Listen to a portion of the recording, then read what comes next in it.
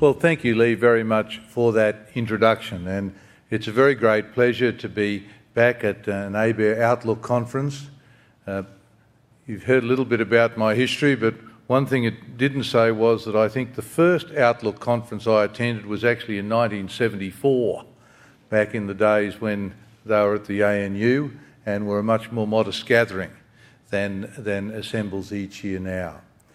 Those days I was president of the Australian Rural Youth Organisation, and I had quite a lot of interest obviously in farm industry affairs, and so over the years I've been sitting in the audience and participating in ABARES conferences on many, many occasions, and there's no doubt at all that this has become a premier event in the regional Australian calendar, an important forecasting event which is extended beyond its original agricultural and farming base to embrace so much more about what's happening in our resource sector and other elements of the national economy. So, correctly, this particular conference occupies an influential space in agricultural affairs and indeed the affairs of our nation. Now, this year's conference is particularly focusing on realising opportunities. We're a new government and we have a new vision, and regional Australia is strongly represented in the coalition government ministry. So the regions and what's happening outside the capital cities are very, very important to this government. So this morning I'd like to outline to you what the coalition government is doing to enable regional Australia to realise the tremendous opportunities that are within its reach. As you know, and as I've already mentioned, I grew up on the land, and I've certainly got a great passion for regional Australia. It's where I come from, it's where I live now, and it's where I see so much of the future of our country. Australia's farm sector is a massive earner for the country and has been since the very earliest days of our settlement. Every year our farmers grow around $50 billion worth of produce, and the sector directly employs nearly 300,000 people and contributes around 15% of total merchandise exports from Australia. Population growth, rising affluence in our region, and changing diets are creating enormous opportunities for food and fibre producers. Yet the sector faces many challenges and frustrations, which the government understands. That's why we have committed $320 million to a new drought package for farmers across 70% of Queensland and 10% of New South Wales and potentially also other parts of the continent. We have listened to farmers and we still want to hear more from them. We want to be, and we are, a consultative government. Now, yesterday you heard from the Minister for Agriculture, Barnaby Joyce, about how to get involved in the government's Agricultural Competitiveness White Paper. This paper presents a fantastic opportunity for farmers and industry representatives, stakeholders in the industry, to have their say on the future of agriculture.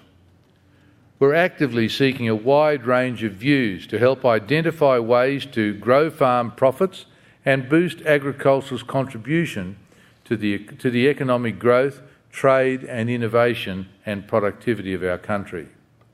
Input from the agricultural sector will help to set a strategic approach so it can take better advantage of the opportunities on offer. As our mining boom moves to different phases and the opportunities offered by the rise of Asia increase, realising these opportunities will require the cooperation of governments and industry and the harnessing of local resources. April 17 is the deadline for stakeholders to contribute to the Agricultural Competitiveness White Paper. And can I join Barnaby in encouraging everyone with ideas and enthusiasm and knowledge and experience to take a part in this development and this paper. A report released by ABARES in November last year identified that if our farmers are going to stay competitive in the global market, the infrastructure that they rely on has to be up to scratch. We know that the agricultural sector faces serious impediments in our current infrastructure system based on a lack of planning and funding, as well as badly maintained and ageing infrastructure. Infrastructure that allows food to be moved cost-effectively and efficiently to markets will be crucial to making the most of the opportunities presented by the rapidly growing Asian markets. Australia's freight task has quadrupled over the last 4 decades, and we expect this trend to continue. Australia's primary industries and agricultural sectors are an important contributor to this national freight task. The growth trajectory that I've mentioned will give rise to a range of increasingly complex set of challenges for governments, industry and the community. Establishing connectivity, which in turn strengthens international gateways and freight hubs and trade corridors, will become ever more critical to Australia's ability to trade and access international markets. As you would be aware, we've announced an ambitious infrastructure agenda. I introduced legislation into the Parliament last week to give effect to the Australian Government's unprecedented $35.5 billion commitment to infrastructure projects, to build vital road and rail projects to improve efficiency, boost productivity and drive Australia's economy forward. Now, some of these investments include $1.5 billion to get Melbourne's east-west link underway, including $500 million in this financial year to give it an early start. $1.5 billion for Sydney's West Connects, a project 20 years overdue.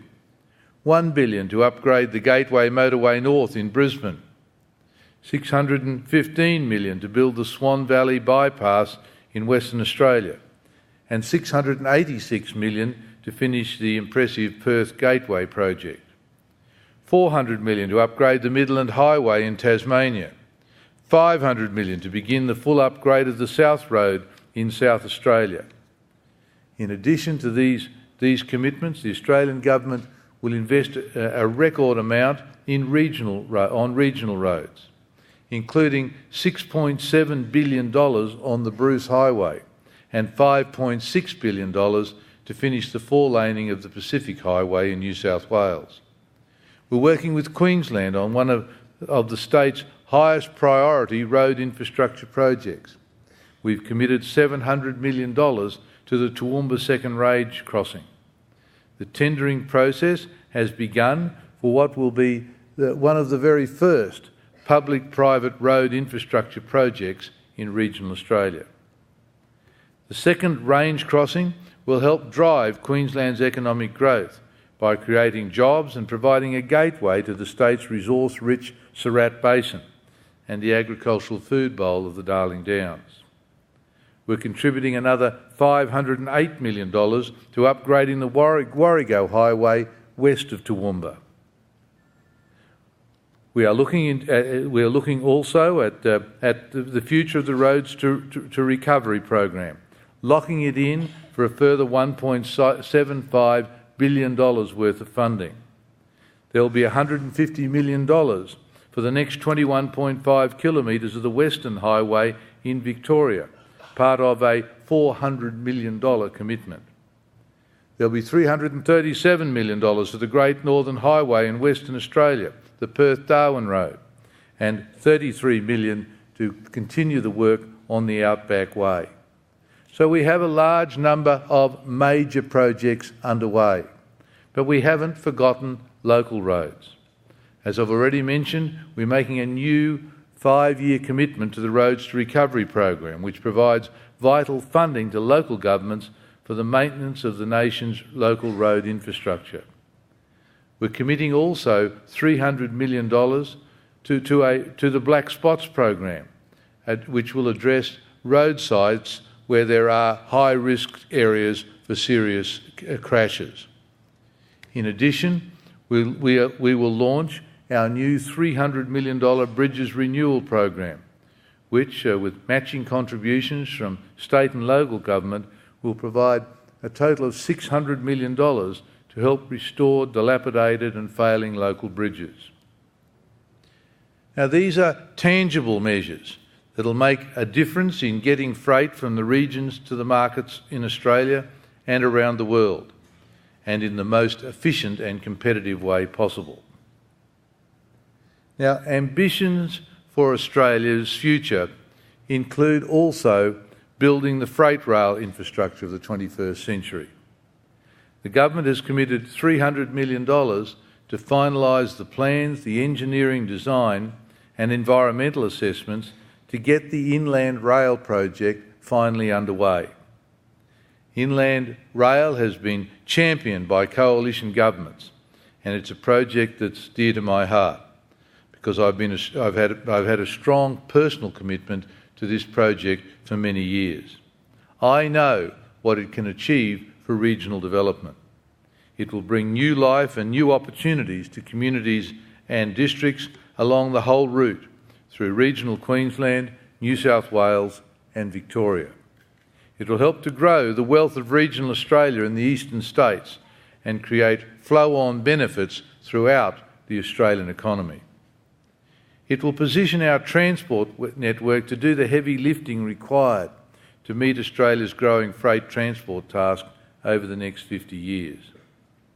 Inland Rail will provide long-term capacity for the Melbourne to Brisbane corridor, and greater efficiencies will reduce the terminal-to-terminal transit time to less than 21 hours, at least 7 hours faster than the current route.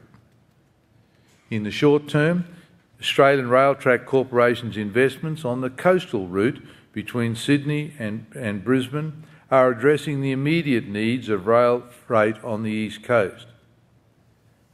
Inland Rail will transform the movement of freight in Australia's eastern states and provide regional communities with cost-effective access to metropolitan markets and East Coast ports. And it will open up significant commercial opportunities and new industries for regional centres along the route, such as freight hubs, storage and handling.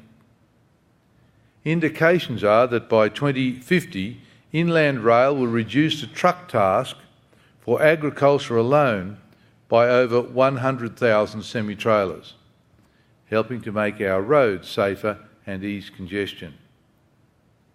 The line is also projected to generate 10 million tonnes of new coal and mineral freight, opening mining industries in locations like the Surat Basin to help develop their full potential. This greater capacity will flow on to other regional industries, helping them to tap into the global supply chain and capitalise on the opportunities presented by new and emerging national and international markets, particularly in Asia. The government is also looking at ways to leverage additional benefits from the Inland Rail project. One way to do this is through our commitment to investigate with Queensland the infrastructure required for a new 24/7 rail freight link to the Port of Brisbane. This link could support rail freight between the Port of Brisbane and the future Inland Rail, which would be particularly important for the agriculture and mineral sectors in northern New South Wales and southern Queensland, and help to eliminate the conflict which happens when large volumes and large and heavy trains, particularly mineral trains, need to travel through urban areas in our capital cities. While we need to invest in infrastructure, and the projects that I've mentioned indicate we're doing so, the government's capacity to fund the needed infrastructure is being challenged. The high cost and the length of time taken to deliver projects, as well as the $1 billion worth of red and green tape burden, are leading to reduced productivity, higher taxes and fewer employment opportunities. Without significant reform and investment in infrastructure, the economic and social prosperity of Australia will be under threat. Our aim is a well-planned infrastructure pipeline as well as innovation and flexibility in maintaining the appropriate levels and channels of funding to deliver the right projects at the right time. That's why the government has announced an overhaul of Infrastructure Australia's structure and priorities to support better planning and give greater certainty to investors and the construction sector. Infrastructure Australia will be tasked with developing a 15-year infrastructure plan based on national, state and local infrastructure projects to be revised every 5 years. A key plank in the government's approach is maximising private sector investment in infrastructure. We need to work in partnership with the private sector to deliver the infrastructure our society expects, our industries need and our people deserve. And moving forward, we need to identify the right projects that will best contribute to Australia's productivity growth over the next decade and beyond. You've probably heard the Prime Minister say that Australia is open for business. Australia is open for business in local, regional, national and global marketplaces. Being open for business means forging new partnerships and further developing existing international trade relationships to open up export markets and opportunities for producers and manufacturers. Building strong trade relationships in Asia was a key election commitment and part of the Coalition's plan to build a stronger, more prosperous Australia. We cannot afford to miss the opportunities to drive our comparative advantages in food production and to help our agricultural sector become the food bowl of Asia. Australia has recently concluded negotiations for a free trade agreement with the Republic of Korea, our third largest goods export market and our fourth largest trading partner. And perhaps it's the most comprehensive and one of the best free trade agreements we've ever concluded. As part of the agreement, tariffs of up to 500% will be eliminated on key Australian agricultural exports like beef, wheat, malting barley, sugar, dairy, wine, horticulture, seafood, as well as resources, energy and manufactured goods.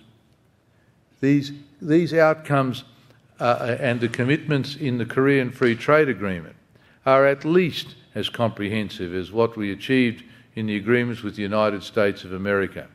And what we have done will ensure that Australian trade with Korea does not fall behind the trade agreements that Korea has already reached with the USA and the European Union.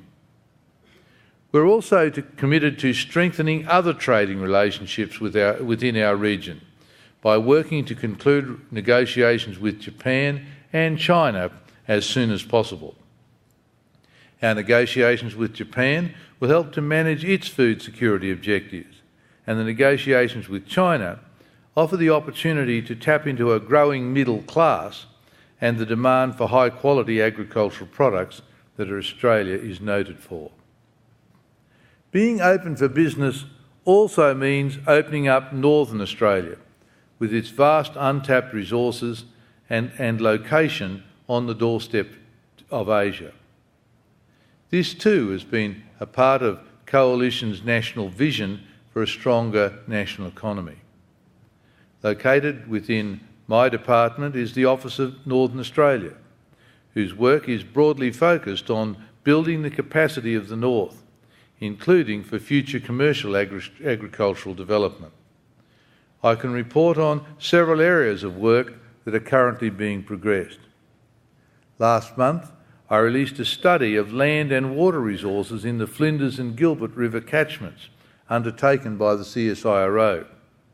The study shows that up to 50,000 hectares could be irrigated in the north, potentially producing a wide range of crops. The results are exciting and timely and inform a number of other important processes that are currently underway. The Queensland Government's decision to review water allocations in the Gulf catchments, plans for a mega farm in the Gilbert catchment combining sugar, guar and cattle in an integrated energy and food projects, and the white papers on agricultural competitiveness and developing Northern Australia.